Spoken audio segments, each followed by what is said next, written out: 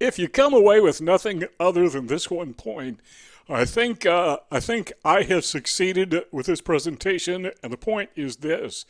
People with high functioning autism, people with Asperger syndrome, what we need is we need understanding. We don't need a lot of help. I mean, I can brush my teeth, I can comb my hair.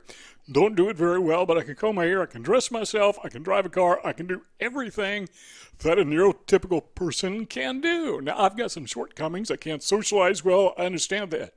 Looking people in the eye, I'm learning to do that, even though I'm nearly 70 years old. I'm learning to do that, but I still don't want to do it. But, I don't need help. Now, the problem is this. A lot of neurotypical people, when they think of autistics, they think of them as kind of like they're not quite centered.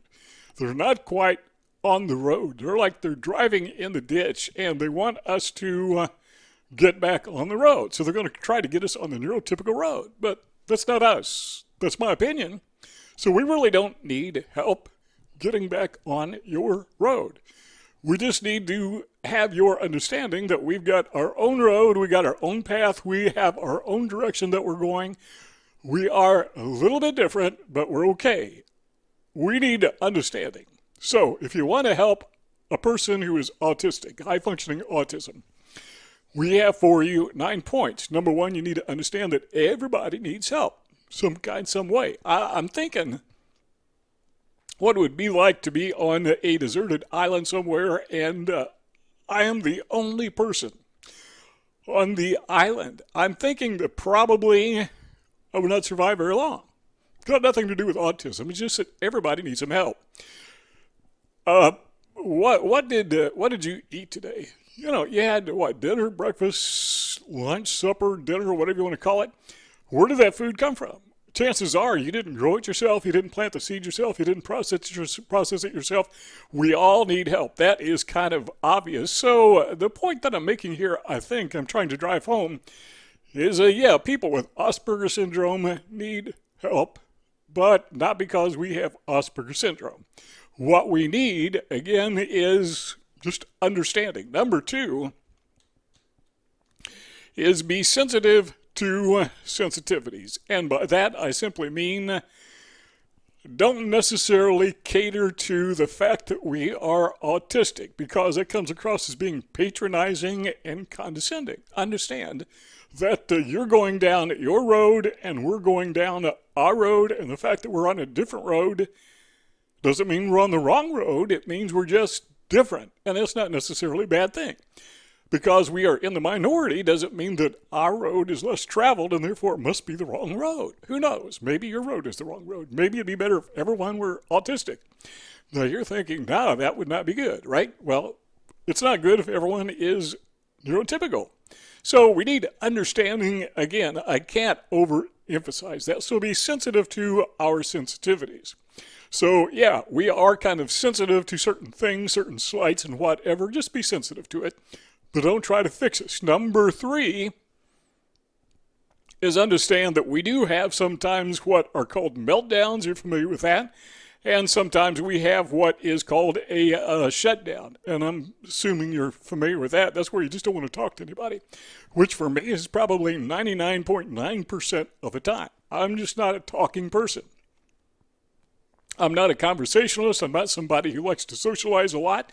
And there are some people with Asperger syndrome who like to socialize considerably. They got a circle of friends, they go out a lot.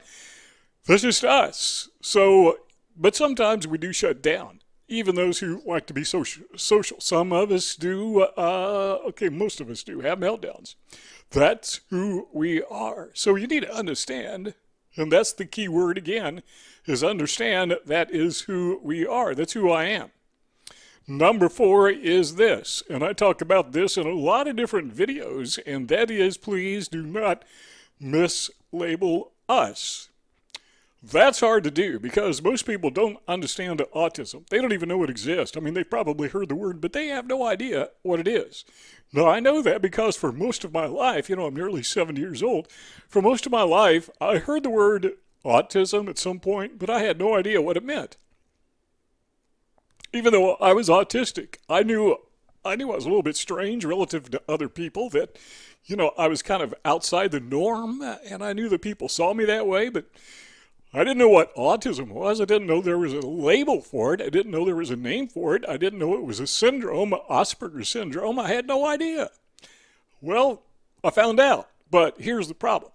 Throughout those years, those nearly 70 years, people would, they would mislabel me. And I'm assuming they do this to all people who have Asperger syndrome, high-functioning autism, and maybe people with low-functioning autism. They don't understand why they are the way they are. There's that key word again, understand. So they say, well, the person is lazy, or the person is not motivated, or the person lacks character, or the person is not sociable, or the person is asocial, or the person is aloof, or they have all these different labels. I like to call them, each one of them, a diagnosis, which happens to be wrong. And you've heard me in other videos, I talk about this a lot. But the key is to understand this, and mislabeling somebody, doesn't matter what it is. Mislabeling somebody, misdiagnosing somebody doesn't help them at all. So if you want to help somebody who is autistic, help them by correctly labeling them with the term autism. That's all there is to it. There is nothing else there. Now, the fact of the matter is people with autism can be lazy. People with autism can be aloof. People with autism can have these other character flaws, but not because they're autistic.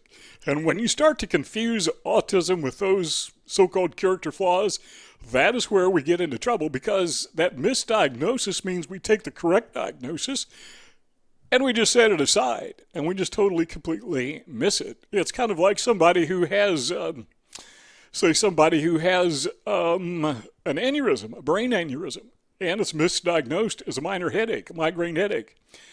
That's not a good thing, is it? The person could suffer severe consequences. So when you misdiagnose something, well, it's kind of right. I mean, he does have a headache, right?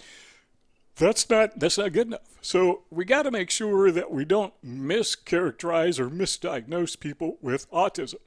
What we need, one more time, is what? We need understanding. That is what we need.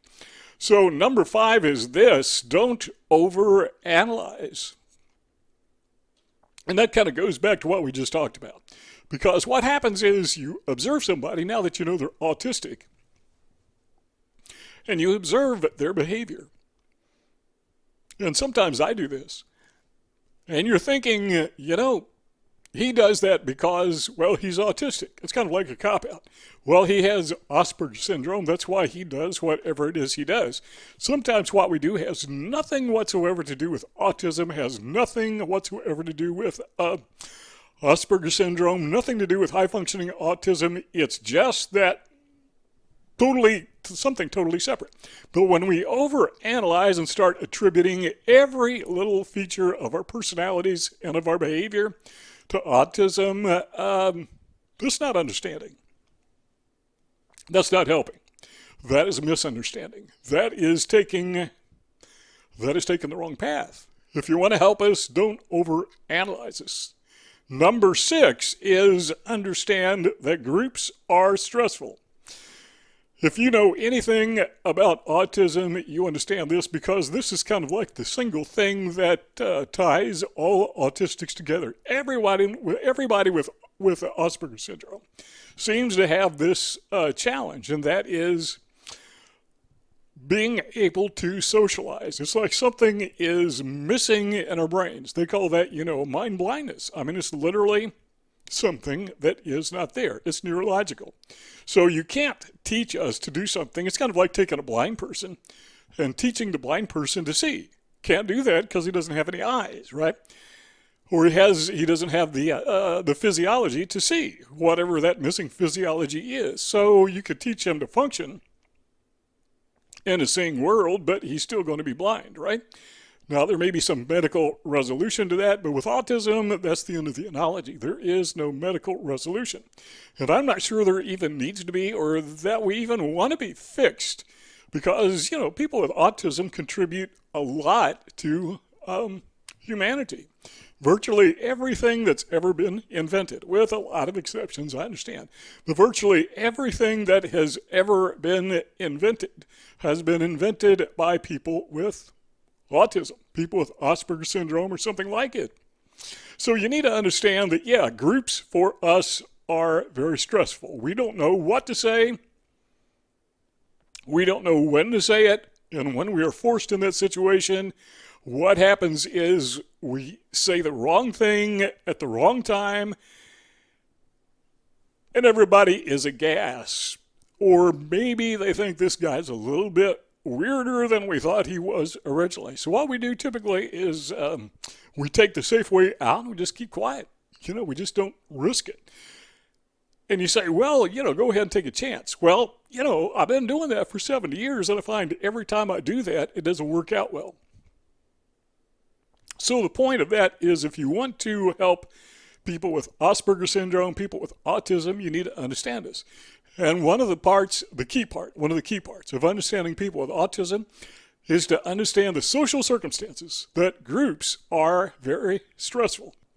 Number 7 is don't coax us out of our shell. Don't coax me out of my shell, because I got the shell on purpose. I mean, it's like taking a turtle out of his shell. The turtle is not in a shell. The shell is part of the turtle. And if you take him out of his shell, you're cutting the turtle part.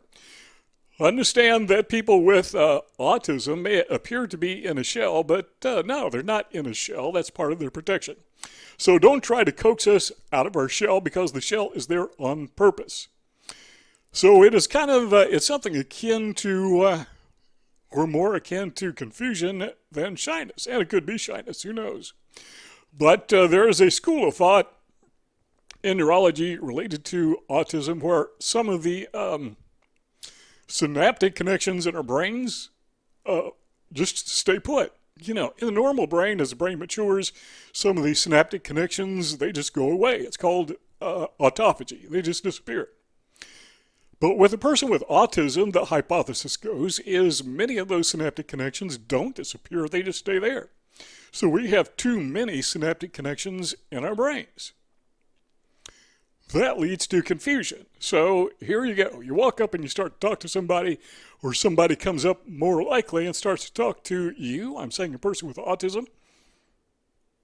And the response is confusion. And then we try to respond to that person verbally, orally, and what comes out is a manifestation, a reflection of the confusion that is going on inside our heads. And people say, well, this person is kind of quiet. They're kind of shy because they're not talking. The reason we're not talking many times is because we're confused. It's part of who we are. So you can't coax us out of our shell. Our neurology is what it is. That's not something you can fix.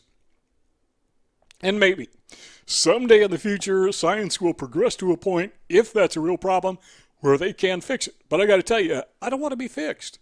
You got to keep in mind, I think we said this earlier, but virtually every invention, with exceptions, but every major invention is either directly the result of somebody with autism, or people with autism had a key component in coming up with that invention. So autistic people enhance the lives of virtually everybody. You don't want to wipe that out. You don't want to take that away. We have a purpose, we have a role. So don't try to coax us out of our shell, because again, we're not in a shell. We just sometimes are quiet because we don't want to talk, because we find it confusing. We find it frustrating.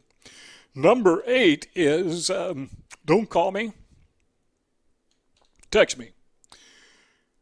There's a couple reasons for that. Now, personally, I have a problem with my voice. I mean, right now, I can tell my voice is starting to get weak, and I may lose it here in a few minutes. So if somebody calls me on the telephone, they may catch me at a time where I just can't talk. I mean, I can whisper, kind of, sort of, and then I have to repeat myself 10 times or whatever every time I say something, and I don't like talking on the telephone. But going back to what we talked about at number 7 is when you talk on the telephone, people catch us at a time when our brain may be super confused. And it's hard to make sense when your brain is scrambling, trying to find words and thoughts to put them together, which doesn't seem to be a problem until we have to talk, at least for me. But when you're on the telephone, that's all you got. I mean, you've got your voice, you got your brain telling you what to say, and it's got to come out. But when you send me a text message or an email, then I can text you back, I can think through, I can make sense of it. So I'm not sure that's true of everyone with autism. And if you are autistic and you find texting or sending emails, typewritten messages of some kind to be preferred over voice communication, let us know in the comments and maybe explain to everybody why that is. Well, number 9 is this: just don't try to normalize me, because this kind of goes back to what we talked about before, but I really don't want to be normal. I want to be me. Now, I want you to think of what a normal person is. Let's say that you are to write an essay for maybe a philosophy class, right? And the teacher, the instructor, gives you the instructions to describe a normal person. What is normal? Well, if you're normal, describe yourself. And if you're not normal, let me ask you, would you be bothered if everyone tried to normalize you? It seems that nobody knows what normal is, and normal seems to keep changing generation to generation. All you got to do is take out some old photographs from 100, 200 years ago. Take a look at the styles, the way the people lived, their habits, their culture, and people change. I mean, what was normal then is not normal now. And I'm going to guess that what is normal in 100 years, 10 years, is not normal today. Things just change. So how do you normalize somebody? You can't. But we have this thing, as I kind of mentioned before, alluded to a few minutes ago, is, there's a neurotypical road that you travel down. There is an autistic road that we travel down. And neither one is the wrong road. And trying to get us to move over from our road to your road is just frustrating. So, people want to make us normal. So, why? People talk about a cure to autism. Now, I understand the people who are low-functioning autistics need some help. I got that. But those of us who are high-functioning autistic, we just don't need that much intervention. And when we do, maybe, just maybe, we will ask for it. See those 2 rectangles on the screen? If you want to keep on talking, just click one of those 2 rectangles and the conversation will continue. But if not, thanks for stopping by, and I'll see y'all next time.